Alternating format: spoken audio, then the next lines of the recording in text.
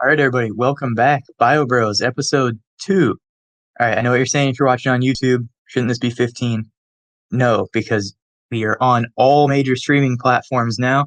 So if you can listen to a podcast there, chances are we're on it. So we're resetting our numbering system so it's consistent across all platforms. And those previous 14 episodes are all going to be YouTube exclusive. All right, with that out of the way, this episode is Introduction to Fish. We're going to talk about basics of fish and mostly aquariums and all that. We have Alex as always, but we also have new guest David joining us today. Oh, hello. And then we will get going on all that stuff. So, first, I want to start out with a little bit of history. About 530 million years ago, fish like things started showing up, and that's kind of where fish started. So, they've been around forever.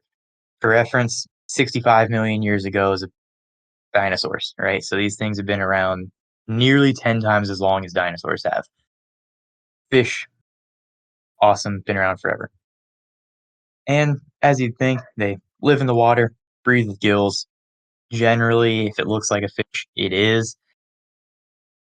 And quick little thing here that I think is very helpful is knowing what all the fins are called on fish. It's eyes, mouth, all that stuff. Everyone knows it's kind of obvious. But the fins get a little annoying, and it's very helpful to be able to describe what the fish looks like when, especially when dealing with like illnesses and stuff. If you have a fish that has parasites, it's nice to be able to like um, verbalize what's going on. The first one is pectoral fin. Those ones are going to be the ones that are on the side, usually used for steering. Most fish use that to change direction. Dorsal fin, that's what you think of on a shark, that big one right on top of their body. Some fish have multiple, some fish have none at all, but dorsal fin's another one. Anal fin on the bottom side. It's like a mirror image of the dorsal fin, kind of, just little one under there. Caudal fin, fancy word for tail. It's just a tail fin. That's what everybody calls it for the most part. And then very last one is pelvic fin. That one's going to be right on the bottom, normally right under the gills. And some fish, like gobies, will have a modified pelvic fin so they can stick to things. That's super cool.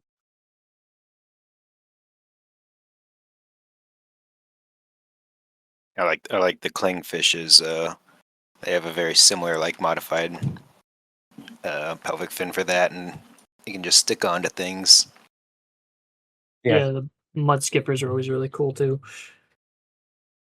yeah. Mud skippers use their pectoral fin to walk. So that's super neat. Now we'll get into which you're kind of actually here for is mostly keeping in aquariums. So the very introduction to keeping fish. And the very first thing you need is a tank. Mostly those are going to be kept out of glass and sometimes acrylic or plastics, but generally speaking, we're talking about glass. And then second thing you need is filtration of some kind. Um, I know David works in a fish store. What kind of filters are you using in the store, David? In the store, it's just easiest to use all of the air-driven filtration, so like sponge filters. That's going to be like biomechanical filtration, pretty much. It holds a whole bunch of housing for the biomedia to break down fish waste and all that. So that's the main one we use at the fish store. Some of the bigger tanks have an extra canister filter on it, just that provides all three forms of filtration. But those would be the two main filter systems in the store.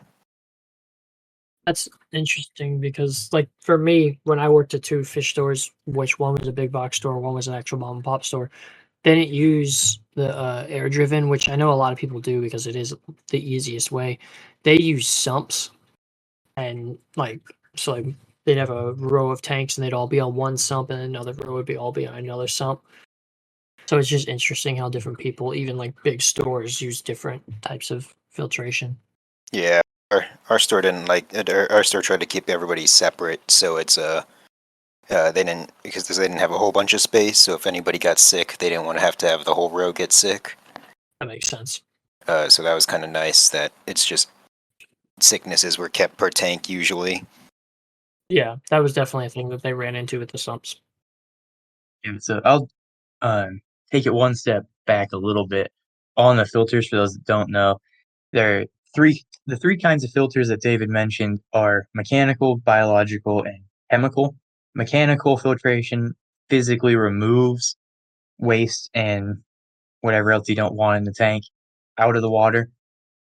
Biological filtration works by using bacteria that are going to nullify ammonia and nitrites and turn them into much less toxic nitrates, which then can get removed by water changes or plants. And then chemical filtration is how it sounds. It's using chemicals to physically remove or add, in some cases, too. People use crushed coral to add mineral content back into the water, but that will remove things chemically. And for sure, you need mechanical and biological in some capacity, and chemical a lot of times depends on your tank specifically. I think chemical is actually very important, and or not chemical, or yeah, I guess the bio, yeah, biomechanical filtration is very important. I feel like Yes. that's the main reason most people's tanks crash in the beginning is it's really important to let that develop before stocking that tank. Yeah, you definitely need to make sure you have active bacteria colonies, and that one people mess that one up a lot because it is a little tricky. I mean, I'm sure all of us here have messed one up before and had a tank crash. Oh Well, yeah, it's also it's changed over the years because, like, I remember when probably for all of us when we first got into hobby, they were just like, set up the tank and leave it for 2 weeks, and then get your first fish. And then nowadays they have products that you can add that living bacteria and stuff right then and there, and also so you can add a good amount of fish now too. It's changed so much over the years. Yeah, and another thing I think has changed too is plants. People are utilizing plants as filtration a bit more now. It was like we're talking about in one of the early YouTube exclusive episodes, where that was actually the origins of aquariums. The first people to keep aquariums, they figured out, well, they're like, okay, we have water, but all the fish are dying. And then eventually somebody came along and was like, maybe we need to recreate a pond. So they added plants, and then the fish were able to survive because those plants acted as a filter. Yeah, and And then, there's nowadays it seems like more people are combining both aquariums and like riparian setups too. So like they have the plants who grow above the water but have their roots down into the system that are pulling all the nutrients and bacteria and stuff out of the system. yeah, that stuff's super cool. Big fan of that. Big fan of Mhm. the live plant movements and all that that's going around. But enough filtration. We'll get back to fish a little bit. So there's kind of three main types of fish that you're going to have to, well, three ways. You can break down fish into three groups where freshwater, saltwater, and brackish. Freshwater is lakes, rivers, streams, saltwater, the ocean, and then brackish is that in between kind of area. Most people who keep aquariums keep freshwater because it's most accessible, generally easier, and you don't have to worry about mixing salts and all that stuff, and it's cheaper because of that, less supplies are needed. Saltwater, second most common. Those are, like, generally speaking, the prettiest looking tanks are saltwater. You get all your reef fish in there, and then the forgotten one is brackish. Nobody keeps brackish, but they're really cool. Big fan of brackish stuff. Brackish, I feels like one of the hardest ones to actually keep and maintain. uh, brackish isn't. I want to throw in a little thing. I'd say brackish isn't too hard to maintain or anything. I just don't think it's just as commonly available for everybody, and That's fair. the knowledge isn't as easily shared on that one. Um, but we at the fish store actually have a little whole rack of brackish fish and all that we sell, and mud skippers. A lot of mud skippers are actually brackish. Mhm. The scats and monos are really cool too. I think a lot of people too with brackish, like, yeah, it's probably not as hard. Because I was thinking of back when it was like no one kept brackish, so it was like super hard to keep just because you couldn't find any information on it and stuff. But a lot of people, I feel like, also miskept a lot of fish. So like they would like the monos and the scats and things like that, or even the mud skippers. Green, They either kept them freshwater or they kept them full salt, and really they weren't supposed to be in those. the green spot puffers too. Those guys are always cool. It's a Yeah, very Yeah, I've popular seen one. I've seen the green spot puffers in full salt water. Like, they're nearly marine. They're, like, high brackish. They want a lot of salt in there. I think it's like a lot of those brackish puffers as they mature. I believe you can push them more into the salt. yeah. I feel like the brackish runs. A lot of people keep things like either fresh or salt, and in reality, they'll live in fresh or salt, but they would thrive in brackish. And a lot of people just don't do the brackish; they just do one or the other. Yeah, some of it's really weird too, because even, like, the gar that are native to the South in America are they can handle full salt water.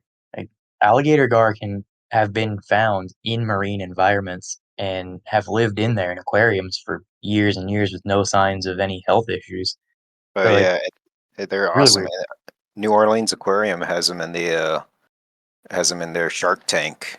Huh. Um, it's crazy. I was shocked by that when I learned that a few years ago too. Yeah, I But yeah, learned that recently. Like, it was in the fish group. I don't remember who sent it, but somebody sent we were talking about gar and somebody sent a video or a picture of one in the ocean, and I was like, "Well, he's gotta be lost," and then I think it was you that brought up the aquarium that has him in the shark tank, and I was like, "Well, that's actually really cool." I almost wonder if that's because, or like they can do so much in between because they are. If correct me if I'm wrong, but they actually can gulp air from the surface instead of getting it just through their lungs, just like beta fish and stuff. Correct? I believe so. Actually, I think gars can actually do that when it's really stagnant water. Yeah, I almost wonder if that would help, or if that helps them be able to deal with the salt water more too. I mean, they are one of the true ancient fish. True. God only knows Yeah, what the they waters were back then. yeah, there's literal fossils of the same species that's around today, which is crazy.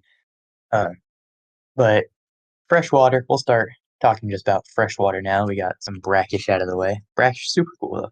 Underrated. Look into brackish more if you're not ultra familiar with it. Big fan of it. But freshwater, that's pretty much what we all started out with, and what most people will keep their entire fish keeping careers is fresh water.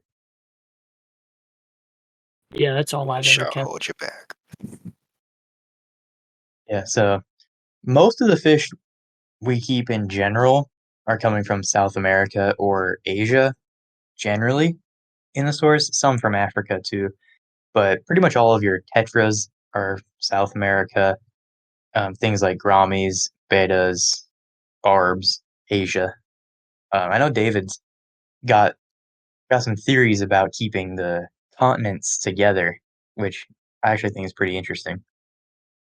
Yes. Well, big thing. It's mainly with like the cichlids. I feel is for the cichlid keepers out there. It's the the different continent fish kind of speak different body languages. So like if you the African cichlids with like a South American cichlid when they're chasing around each other, the shimmy to each other means something. Like one of to like usually a tap out for one fish, and another fish doesn't understand it, and that's the unfortunate chase down, beat down till the stress out, and you lose one of them. Yeah, that was super interesting for talking to you about it a while ago, and I didn't even necessarily put that together, but then it makes sense, you know, you think about, like, people, and you put somebody from a different country, like 2 different countries together, they don't know how to communicate because they don't have the same language. Even though they're similar, in our case, literally the same species, they can't they still can't communicate, and you might even if you speak the same language a bit, you might accidentally say something that's rude, and then now you're fighting with this person, and then I was like, "Okay, that makes sense," like, so generally, you should try to keep, like, South American fish with South American fish, and Asian fish with other Asian fish, African with others, like that, and it seems to avoid more issues. Not that it's a huge deal, though, like, a lot of your peaceful fish really don't care.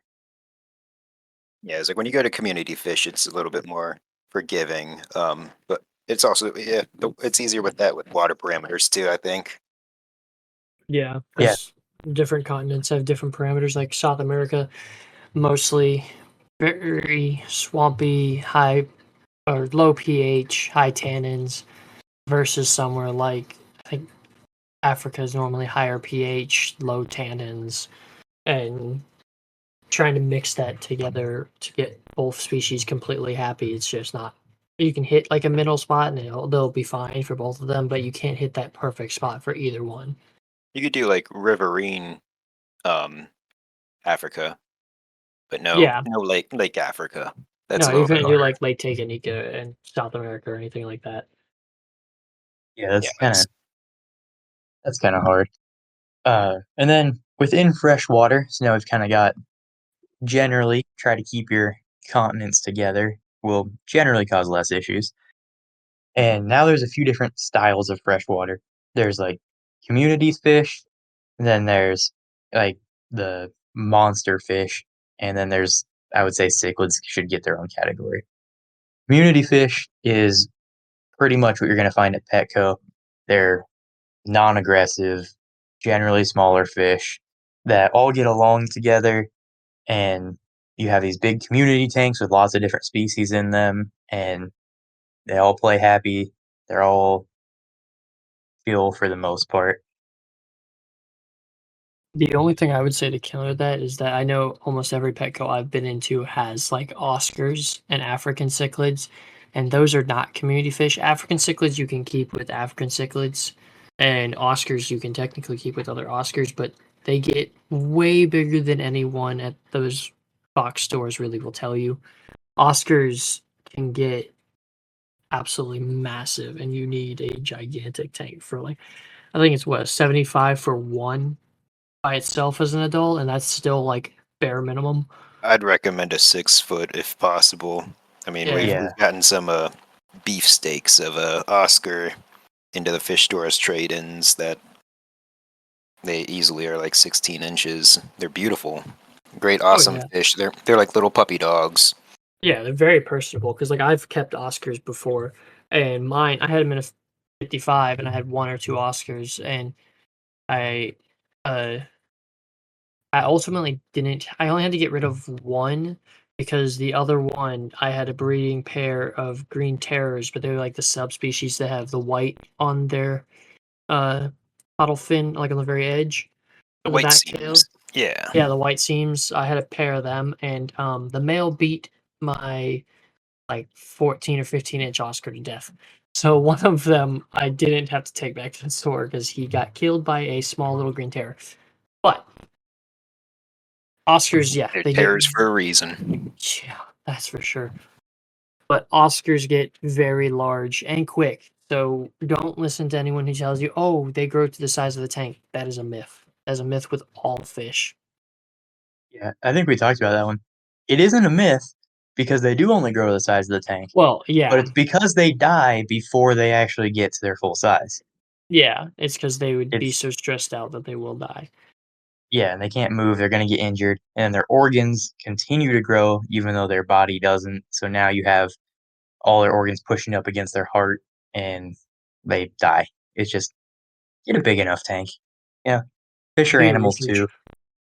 They yeah, fish still feel pain, they have not necessarily all the same emotions we have, but they do go it is beneficial for them to have some sort of emotions, and especially, like, schooling fish where they have actual interactions with each other. Or like David was saying about how that little shimmy that one fish does is a tap out, and to the other fish, they don't recognize that. Like they do talk, they have communication, and it is beneficial for it. They're animals too. Like treat them right. Yeah. And also when it comes to like getting schooling fish, I don't know if you would recommend more or not, but I've always recommended at least 6 of one species for a school and like as a minimum. Yeah, as a minimum 6. I mean, sometimes they're like, if say a customer has like a 10-gallon size tank or something like that, I'm like, you can get away with 4, but for like the smaller fish and all that. But I do highly recommend always 6. Um, my my pretty number, if I can have the space in my tank, is always like 10. Yeah. There's just the schooling effect of a nice size schooling in the tank is much prettier than expected, I feel, by most people. Well, that and they also, when you have the actual numbers of schooling fish that they're comfortable, they'll show better color. Like, neon tetras, when they're really stressed or anything, they don't show as much color. Like, they'll still show color, but like if you see a big school of neons, it'd be like you never saw a neon in a pet store again.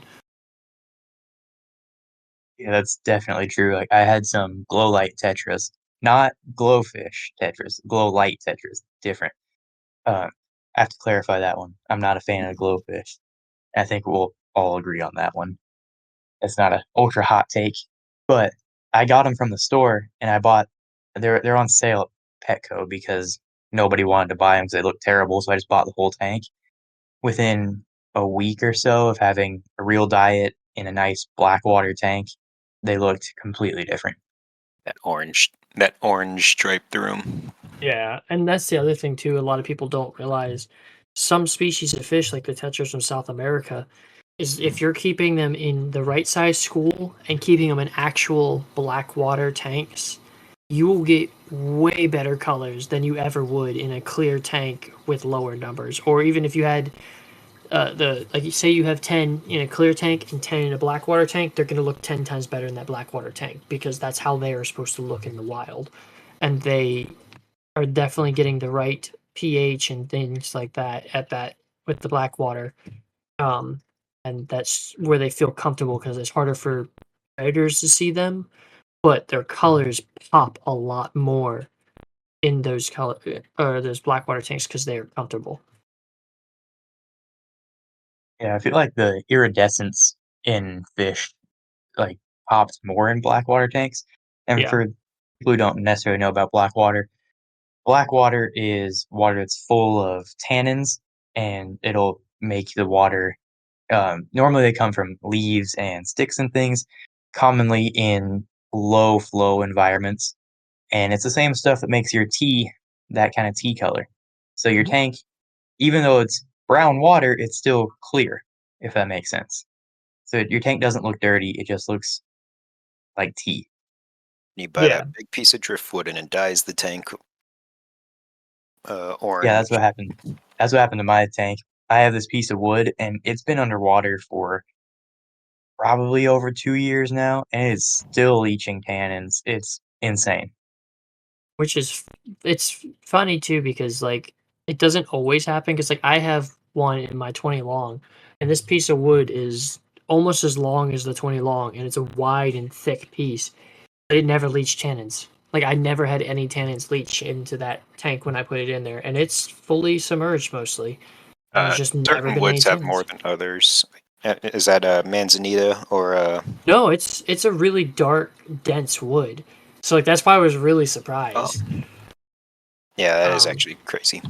Yeah, it was because it wasn't. It's not like manzanita or anything. It's like a almost like that bogwood. That's what it looks like. Hmm. It makes me think maybe before I bought it, it had already been like in water before. Because if you leach or if you've leached them out in the water for a long time and they've let all their tannins out in a different tank and then they take them out and dry them, I don't think they leach as much anymore. So maybe that's what it was, or I don't know. Because I never actually had it go black water. I was hoping it would, but it never did. Yeah, it was like the two that I feel like don't have too much tannins in it from the fish store are always manzanita and spiderwood. Yeah. I've always ran into the biofilm on spiderwood though. That's always gotten really bad with fresh spiderwood. Most like little tetras and stuff will eat it, and especially like autosynclists love that. Hmm. Yeah, I had some, and I had snails just destroy it. It, like, instantly, like, got all that white film on there, and then, like, that morning, I woke up, saw it all, and then by the night, all the snails just crushed it. Oh yeah. But I think that's fairly good for community fish. I don't wanna go, like, too into detail on, like, individual species because we could be here all day and just talk about tetras. So, Yeah, this is or just kinda a corridors. general, yeah, general discussion with, like, how this stuff goes. But we kind of alluded to more monster fish with the Oscar talk, and monster fish are these are an interesting one here. We'll probably get into a bit of ethical discussion too. Monster fish are generally big fish. If it's big, it's aggressive, it's a monster fish. You ever seen the show River Monsters? Almost every fish he's caught on there, people wanna keep in tanks at their house as monster fish, and they were huge, like, how long ago were the MFK forum days? Like, maybe Those are 10 years early ago? 2000s. No, that was 20 plus years ago. Yeah. I don't know, a long time ago, the monster fish keeping was the thing. Everybody wanted all the biggest fish, and it was a weird time. Well, it's like that's why like Oscars are still a staple because like that thing. They get so big and they have so much personality and stuff that people want to keep them, but a lot of people don't keep them correctly because they do get so large. Yeah, and especially when you get into, like, real monster fish. Like, Oscars are that's just dipping your toes in the water. Like, we're Oh gonna yeah, get into, like, red-tailed catfish, arowanas, arapaima even, the uh, largest. gooch Rays. catfish, stingrays, Yeah, the largest ayara. species I ever kept was I had. They called it. They called it a shark at the pet store I got it from, but it was an iridescent shark, so iridescent catfish, and he was every bit of 14 to 16 inches when we rehomed him. But they get up to like 3 foot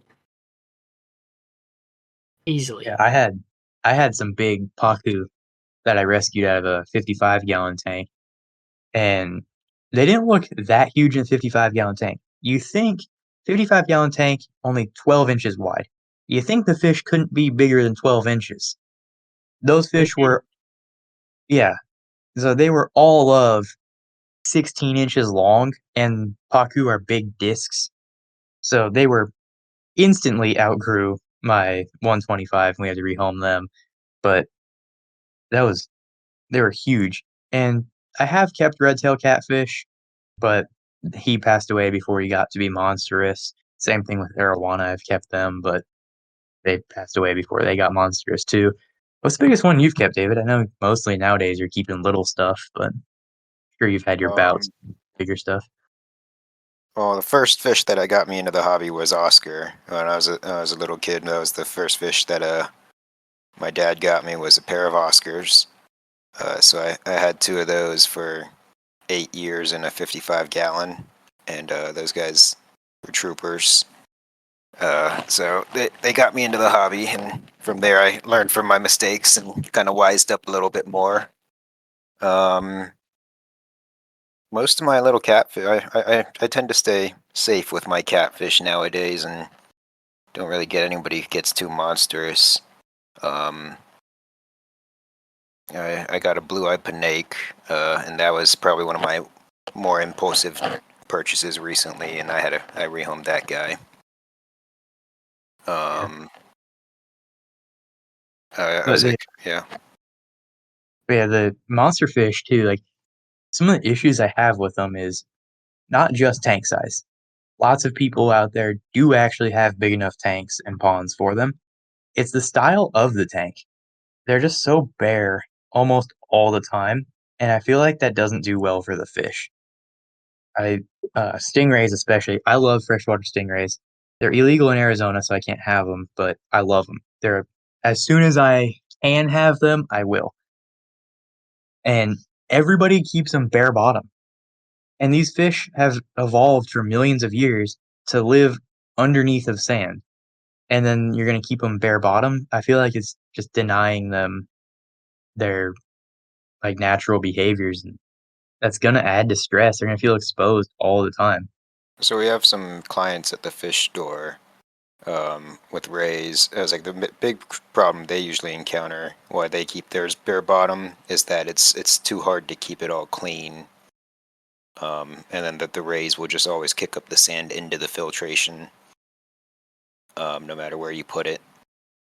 Yeah, and that's kinda why I have issues with, like, the monster fish keeping stuff is you need way bigger of a tank and way it needs way more into it than you would necessarily think. Like, yes, that tank has enough physical space for a ray, but now you need to figure out how to make filtration that's sandproof, how to clean the sand properly, and how to have the schedule and time to be able to keep that sand cleaned properly.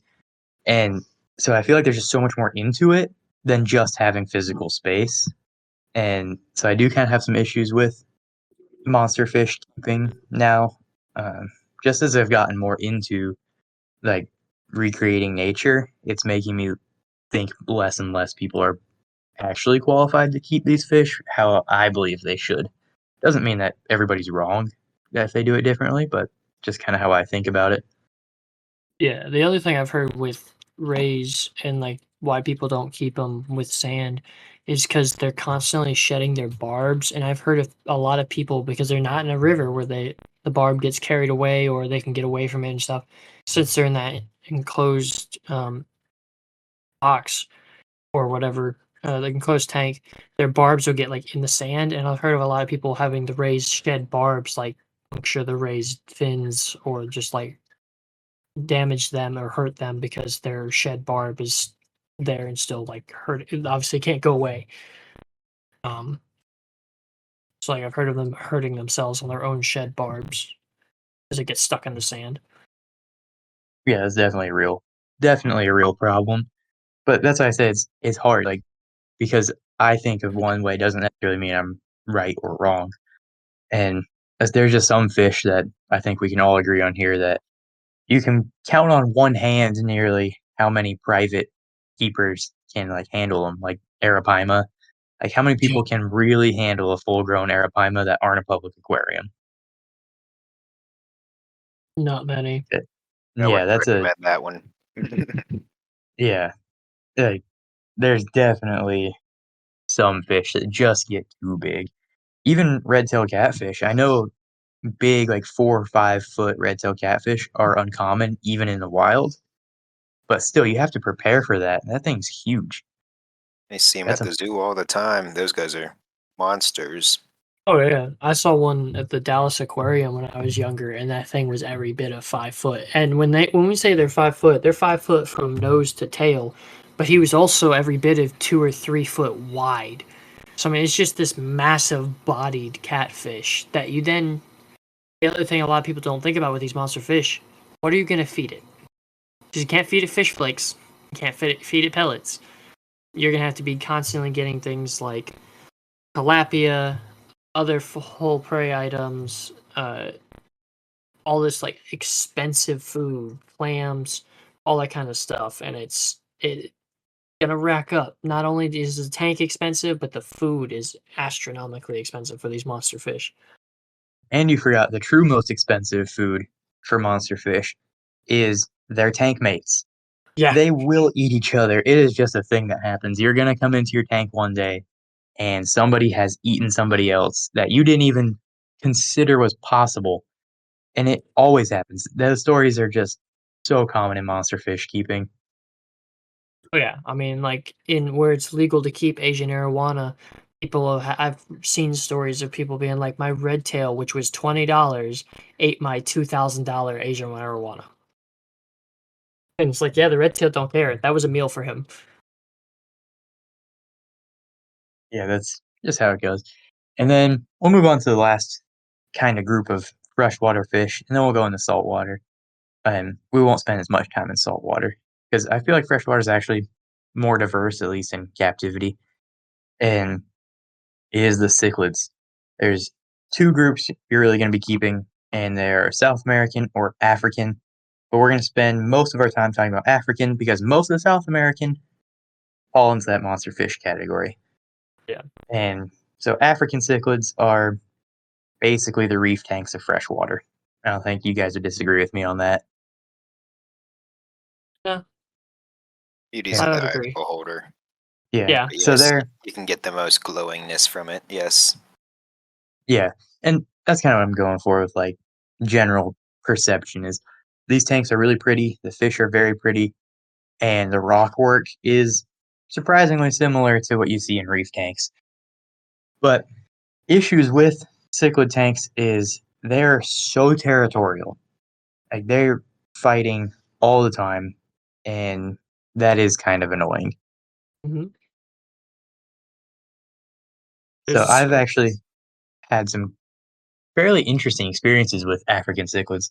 So I had a 55-gallon corner tank, one of those ones you put right in the corner, and that was an African cichlid tank, and it went pretty well for a long time. I had I kind of started off not knowing anything, keeping Mbuna and Haps together, and peacocks and all that, mixing the lakes. Ended up being an issue, so I got rid of everything but my peacocks. Kept those for a while, and then ended up wanting to go a different direction of tank entirely, so I rehomed all my cichlids. And then later, I got my turtle pond. And I live in Arizona, so heating a pond is not actually that hard. So for a couple years, I heated it, and some of the fish I wanted to keep were African cichlids. So I had some in there, and it was really cool to be able to observe their behavior when they have as much room as they want. And my two dominant males in there had about 6 foot, like 6 square foot territories, and no other males were allowed in there. All of the lesser males had to go hang out with like the females over in some corner. And the two dominant males, like they really did patrol that whole 6 square foot area. And they would fight, but usually their fights didn't end in any damage because one would tap out and go back to his cave and the victor would go to his cave. So most of these tanks are too small to have a full, true dominant territory for multiple males. Yeah, I was like, yeah.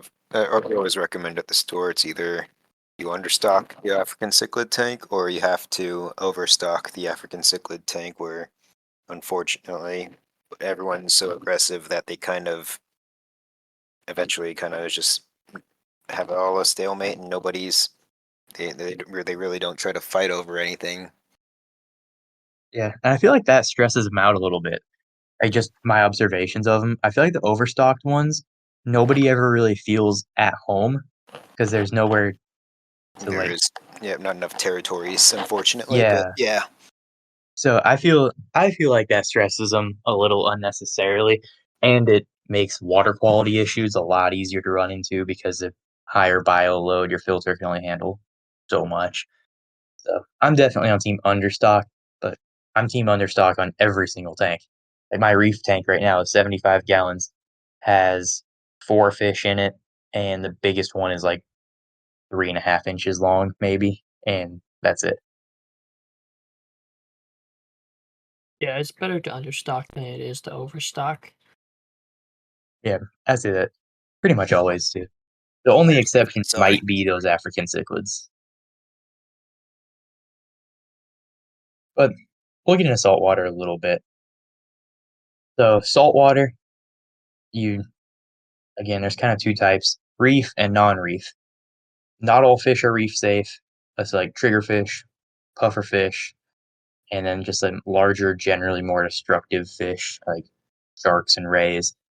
Normally not very reef safe, so you're not going to be keeping corals with them. And then your reef tanks, the main star of the show really is the corals. You want to keep all those live corals, have a real reef going on, and then you have more peaceful fish that live in there, generally smaller, and don't eat coral. Yeah, I've always kind of wanted to dabble a little bit into saltwater. Um, I've just never bit the bullet and done it because saltwater is much more expensive than freshwater. And it really, if you're gonna go into saltwater, it's better to go bigger because the swings in like water parameters, or even if you're doing reef tanks, then the swings in the nutrients and minerals and things like that in a tiny tank or a smaller tank, one swing overnight could kill your entire tank. Versus a larger tank, you have more leeway with it. But and I've just never really had the space or money to really want to fully go into it. Dilution's always a solution.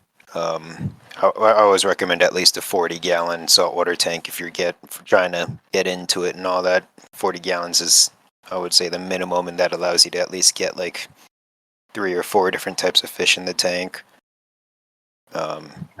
I 100% agree with that one. I will not keep a reef tank that's under 40 gallons, or saltwater tank in general that's under 40 gallons. To me, they're a disaster when they're smaller. Like, you go out of town for a weekend, you come back, everything's dead in small tanks. Oh yeah, It is a disaster. But really, I think saltwater's overrated in how scary it is. My saltwater yeah. tank is my easiest tank because of how I have it set up. I inherited it from my grandpa, and we added on a auto top off to it. It's plumbed directly into an RO line, so we never have to top the tank off, never have to worry about imbalances in salt and stuff like that. It has a nice sump filter on it, and there's so much live rock in there that that's also a huge filter in itself, and it's so understocked.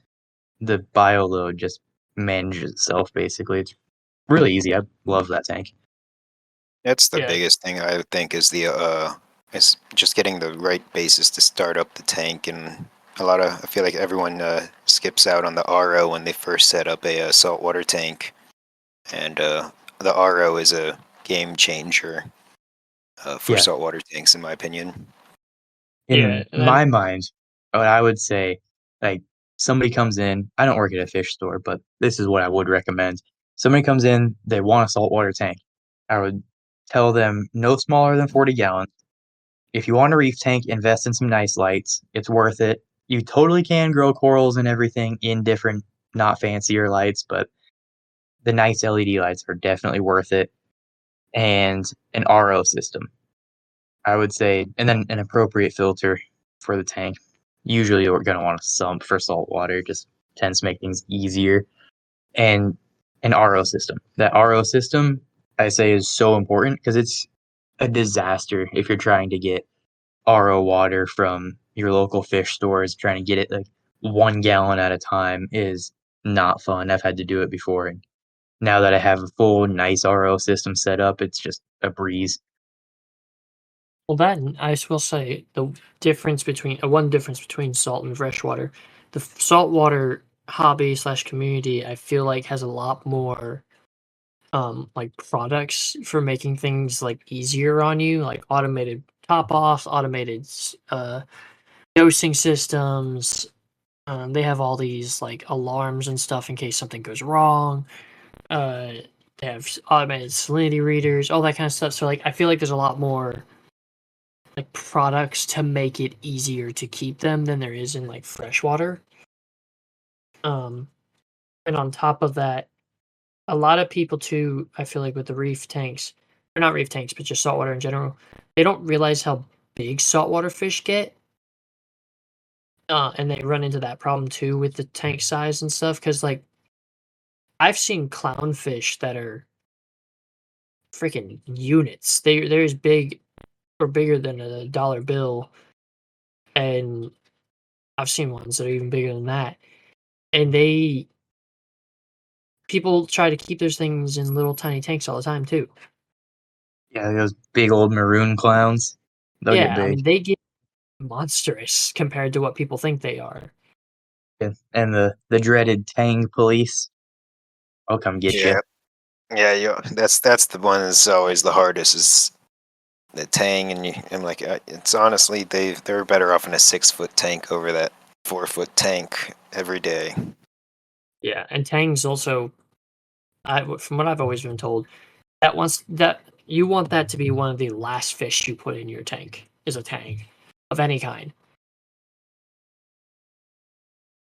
I mean, kind of depends on the species and depends on your tank too. Like tanks can be huge jerks and they can be cool too.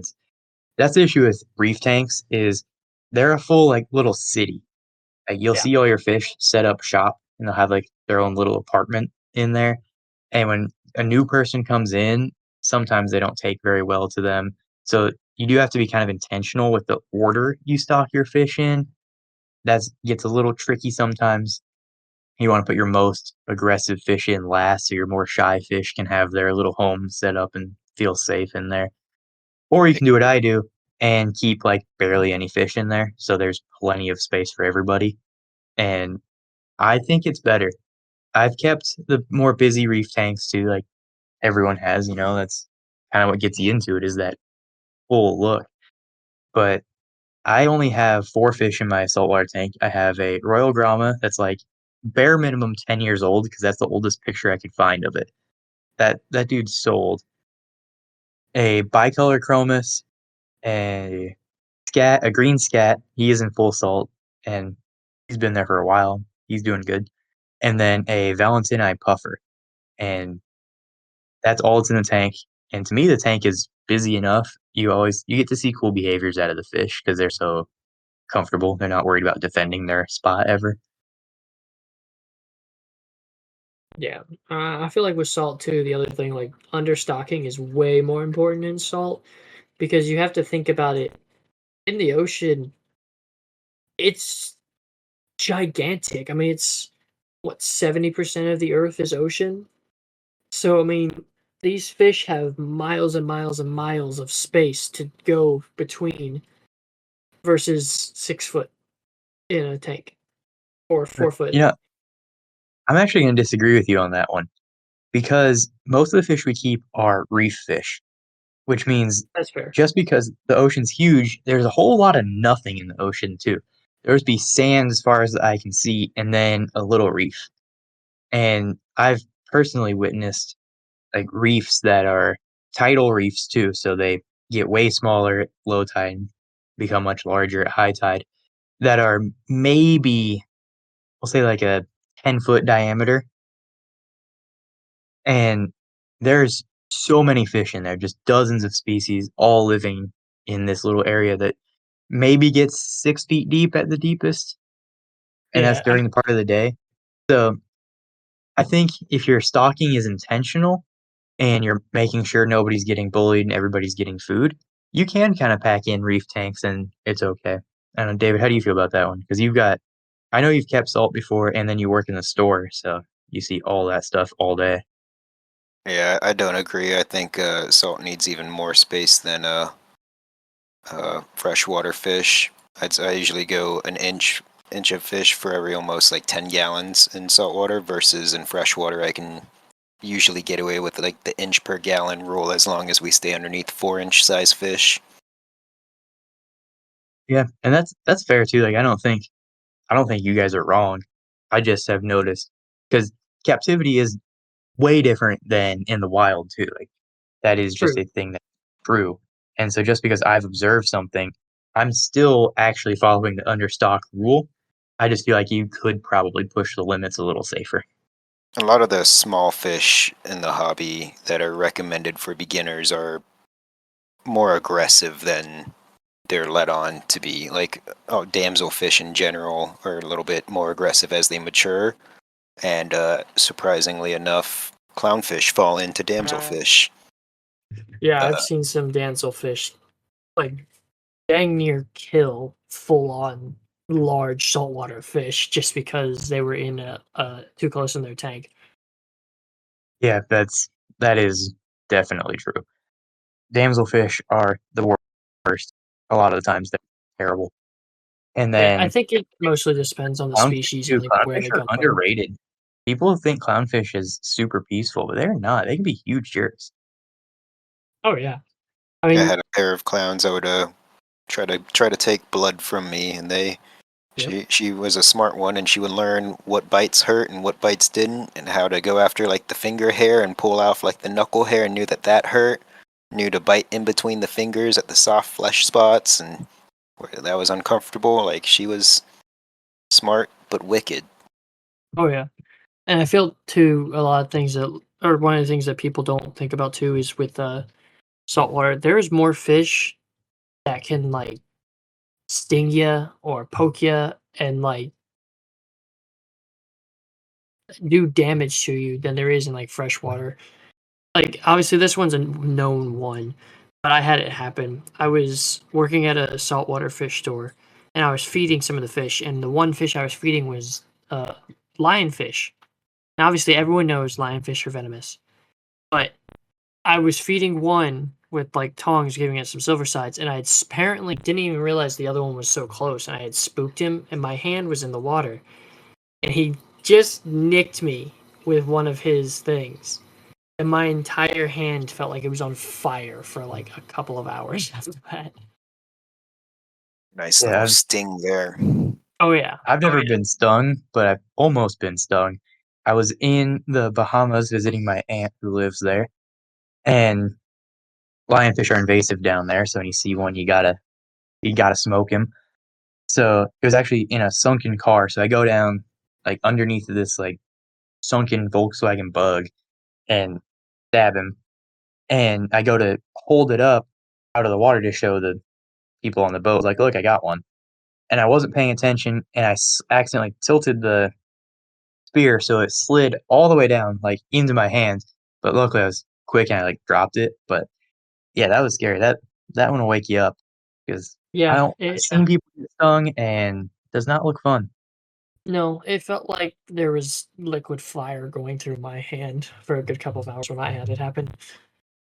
Yeah, and even tangs will cut you up, um, Hmm. Rabbitfish, triggerfish they have the venomous spines. yeah, triggerfish got some teeth on them, and they will bite you, They'll take a who chunk. else has them? Who else has teeth, am I thinking of? Puffers, they'll Eels. Eels. get you. Eels will get you real good with those Eels will double set mess of you up. jaws. Yeah, they'll get you good. We've had some Um, skin some fingers at the store. some Yeah, eels? Yeah. when we worked at the store, whenever like we really only got the snowflake eels every now and again, but we did get some of the bigger ones too. But like even the snowflake eels, as soon as you went in there with food, they were trying to bite every little bit of you. A frenzy for the food, but they were trying to bite everything. Like, you had to move quick because they were trying to take a piece of your finger. And even the big zebra eels, they don't move as fast. At least they weren't moving as fast. They tend to be a slower moving eel, but they still were going for a finger, and they could take it if they wanted to. They're just bad. They have such terrible eyesight. They're just Oh yeah, giant derps. Yeah. And the other one people I think is kinda crazy crazy because there's not really any laws on it, but there is for almost everything else, is there's straight up deadly animals that are legal for saltwater. David, was it your store that had the blue ring octopus in not long ago? Yeah, we brought in one blue ring octopus. I was not a fan of that one. yeah. I've Uh, seen But stonefish. yeah, cone snails, we've box had jellyfish even are totally legal, you can just have the like, all those will had just kill you. stones. We've had like Yeah, two or three different stonefish in the store. Those were super cool, but yeah, it's just not really worth that risk. Yeah, no, because I mean, if you get one even slight sting on those, you could die. I Though, think we fun did the math fact, on it, and it was like 1.5 spines worth of venom is all it would take to potentially kill you. yeah, and then Go on, David, I cut you off, sorry. oh, no worries. I was just saying. Fun fact is, Bowling Green actually has the most amount of indoor gallons of water running for their, I guess, biology labs and all that stuff. So hopefully, if anyone got stung with that stonefish around here, they'd maybe Bowling Green would have that antidote for them. You would hope. Yeah, and the the one that scares me about the saltwater is cone snails can just hitchhike. So cone snails are a deadly predatory snail, like, they'll kill you real quick, and they'll hitchhike, like, people accidentally get cone snails in their tank. and that terrifies me, so I'm always, like, thorough looking for them when I get new rock or corals. No, the one that gets me just because those things are so freaking creepy, bobbit worms. Those things are terrifying. Like that, if you wanna think of a nightmare worm in your reef tank, that's what that is. It's nightmare fuel. Yeah. Have you ever had one in the store, David? I'm sure at some point you had one. At the other store, there used to be some bobbit worms in their sump system, and they were uh, impressive sized, we'll say. Yeah, those things are Um, gnarly. yeah, they're they're not too friendly. So, before we wrap up the show, though, I do wanna talk about something. David just recently went to Japan, and so I wanna talk about just, like, some of the culture differences in fish keeping and stuff over there. I know you've been to the aquariums and things, and Japan has a long history of keeping fish for hundreds and hundreds of years, they've been doing it. So, what was the biggest thing you noticed is different how they keep fish in Japan versus how they keep them in America? I mean, I don't know. It was pretty shocking to me. I was surprised. They were in smaller tanks than I would expect, like some of the size fish to be in, but Mm. they were some of the cleanest and the like healthiest looking fish I may have seen ever for like some of those monster fish.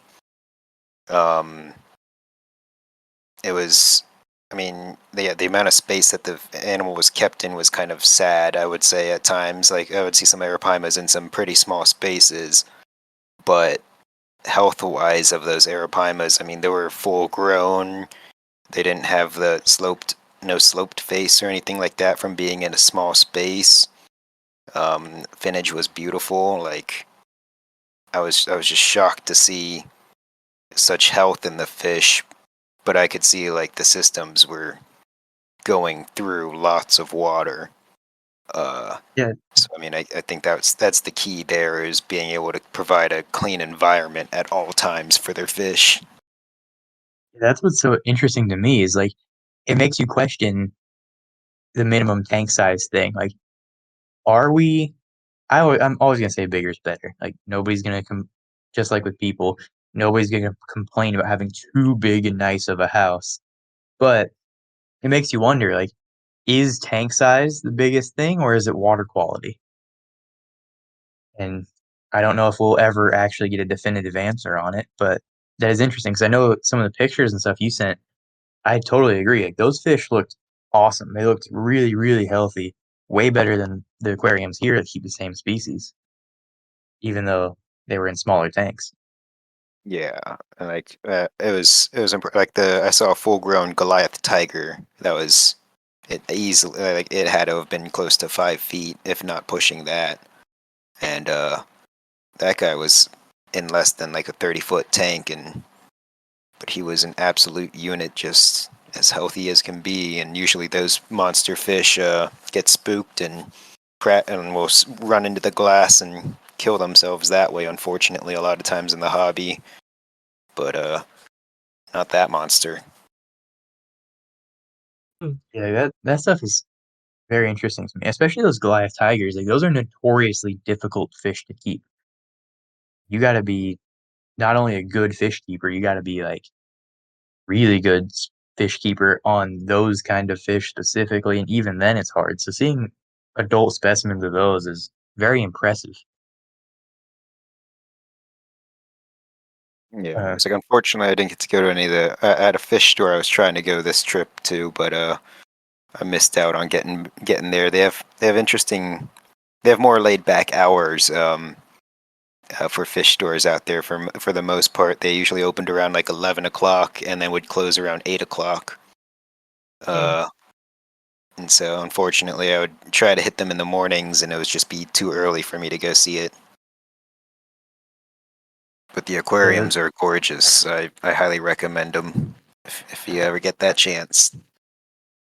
yeah, I definitely would want to go. Like, your Japan trips have been, like, more how I would wanna go to Japan, like, where you go see all the plants and animals and stuff there. That stuff's super cool.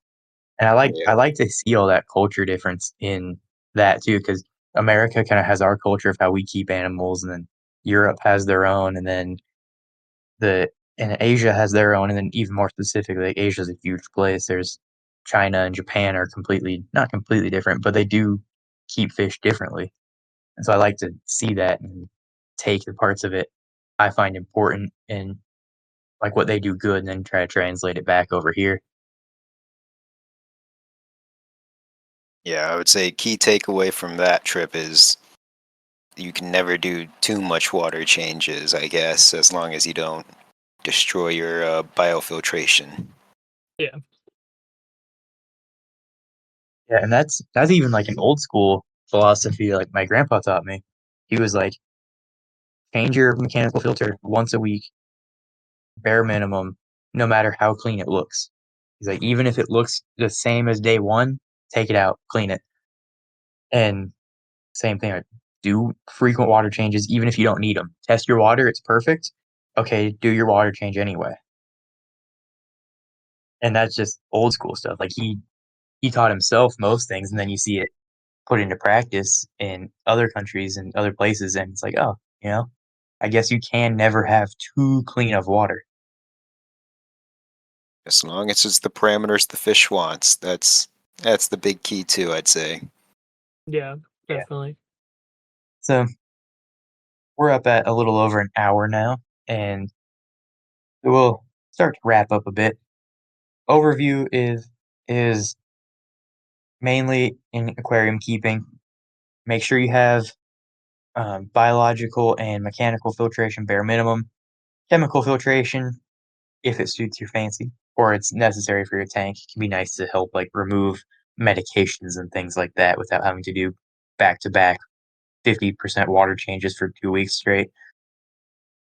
And then saltwater and freshwater and brackish water. We don't forget about brackish, even though everyone does.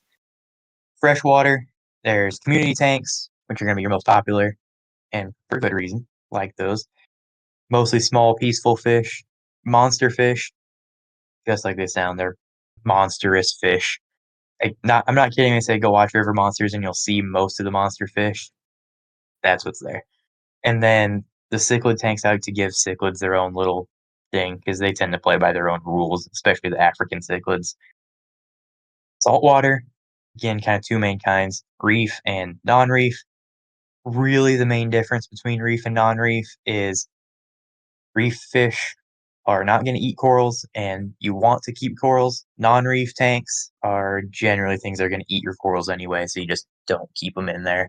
For the most part, they're about the same care-wise until you get really specialized and fancy, but we're not worried about that because it's kind of a general overview of fish keeping and discussion.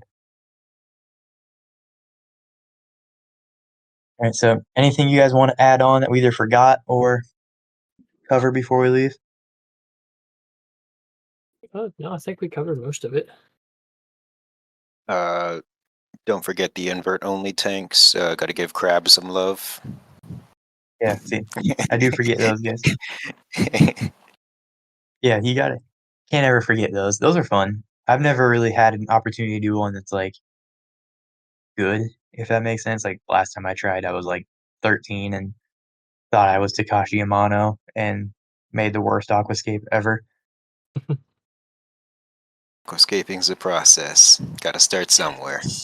It Yeah, really I mean, is. I'm still no good, but I'm better than I was then. So, It's yeah, yeah, just how it goes. Alright, so that's about good. We'll have our guest David on again for different episodes. I wanna give him one just about catfish because this guy, even though we didn't get into it, knows, like, so much about catfish. It's a little scary almost how much he knows. Like, dude, just sitting here researching catfish all day. Uh, so I do eh, wanna give an episode about catfish, and specifically, like, South American catfish. We'll do a whole episode on that. But first time on, let's do a basic episode, you know? So don't forget to like, comment, subscribe, share, follow, like, all the all the good buttons. If it's good, hit it. Favorite it, whatever it is on any streaming platform you're on, just all the good ones. And we will see you next week. Thank you for having me. Y'all have a good one.